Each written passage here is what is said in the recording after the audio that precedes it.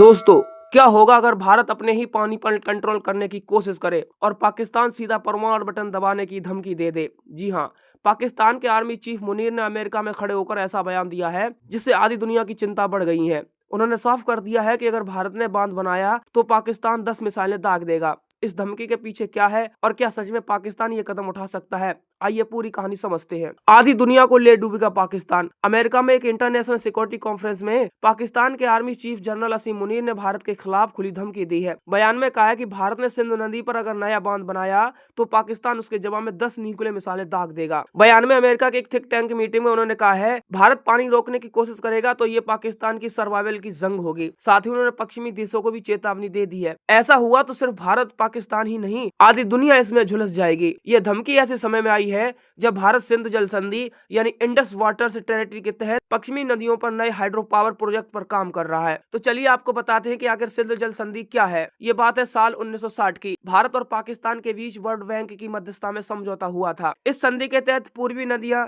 यानी रावी, व्यास, सतलज भारत के लिए थी। पश्चिमी नदियां सिंधु, झेलम, चेनाब ये पाकिस्तान के लिए थी। भारत को पश्चिमी नदियों पर सीमित उपयोग की अनुमति है, यानी वो सिंचाई, हाइड्रो पावर और घरेलू में इस्तेमाल ले सकता है। पाकिस्तान बार बार भारत पर आरोप लगाता है कि वह इन नदियों को पानी रोक रहा है। साल 2016 के उड़ी हमले के बाद से ही पीएम मोदी ने कहा था कि खून और पानी एक साथ नहीं बह सकते हैं। अब आपको बताते हैं कि अगर भारत के नए प्रोजेक्ट और पाकिस्तान की क्या चिंता है। भारत इस समय चेनाब और झेलम पर कई हाइड्रो पावर प्रोजेक्ट बना रहा है, जैसे पकलडल, रातले और किशनगंगा। पाकिस्तान का दावा है कि इससे उसकी सिंचाई और पीने के पानी पर असर पड़ेगा। असल में भारत इन प्रोजेक्ट से पानी नहीं रोकता है, बल्कि रन ऑफ द रिवर तकनीक से बिजली बनाता है, जिससे फ्लो बना रहता है। लेकिन पाकिस्तान की राजनीति में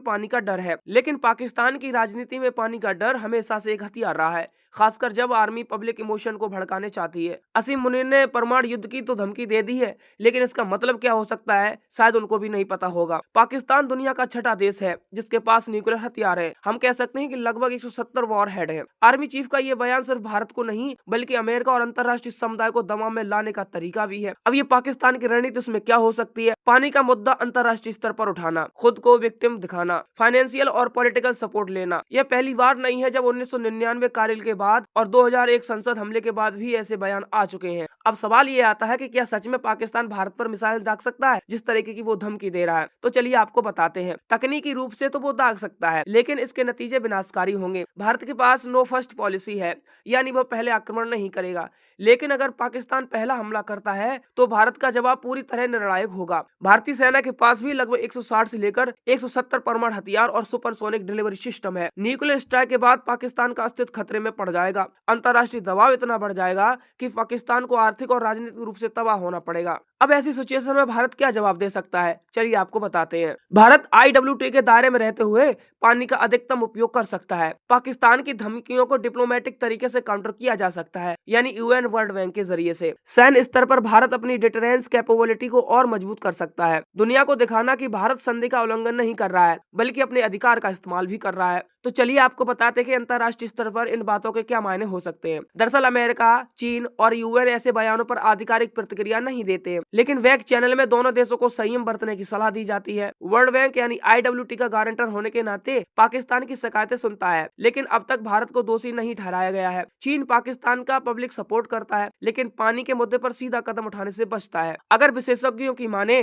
तो रक्षा विशेषज्ञ अजय शुक्ला के अनुसार पाकिस्तान के पास अभी भी पानी रोकने का कोई कानूनी अधिकार नहीं है, इसलिए वो धमकियों का सहारा ले रहा है। रणनीतिक सलाहकार ब्रह्म चेलानी कहते हैं कि जल सुरक्षा आने वाले दशकों में भारत पाकिस्तान के बीच असली संघर्ष का कारण बनेगी। पूर्व सेना प्रमुख अरुण प्रकाश का मानना है कि पाकिस्तान का न्यूक्लियर कार्ड पुराना हो चुका है, भारत को इससे डरने की जरूरत नहीं है। दोस्तों, सच ये है कि पानी और बिजली जैसे संसाधन आने वाले समय में किसी भी देश की सबसे बड़ी ताकत होंगे। पाकिस्तान की धमकी फिलहाल एक राजनीतिक स्टेटमेंट है, लेकिन हमें यह समझना होगा कि पानी के मुद्दे पर भारत को मजबूत और आत्मनिर्भर होना पड़ेगा। अब आपको क्या लगता है, पाकिस्तान सच में न्यूक्लियर अटैक कर सकता है या सिर्फ दबाव बनाने की चाल है? अपनी राय हमें कमेंट में जरूर बताएं और चैनल को सब्सक्राइब करना ना भूलें।